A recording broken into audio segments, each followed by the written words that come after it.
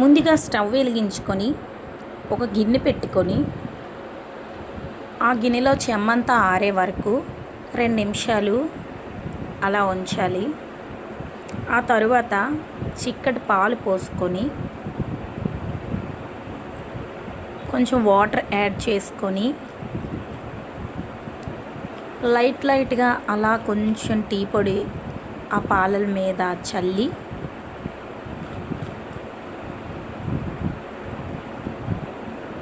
తరువాత ఒక చిన్న అల్లం ముక్క, ఒక 2 లేక 3 యాలకులు వేసి మెత్తగా దంచుకొని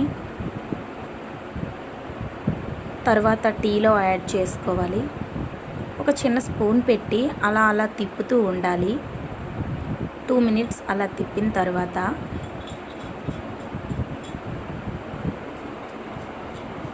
కొంచెం అందులో పంచదార యాడ్ చేసుకోవాలి. పైన అలా యాడ్ చేయాలి.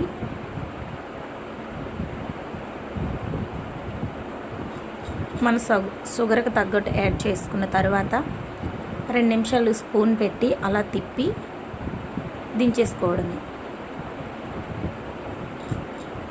ఒక వడజాలి సహాయంతో టీ ఫిల్టర్ చేసుకోవాలి. ఒక గ్లాస్లో వేసుకొని సర్వ్ చేసుకోవడమే. దాంతో బిస్కెట్లవని మురీలవని తింటే ఇంకా చాలా సూపర్గా ఉంటుంది.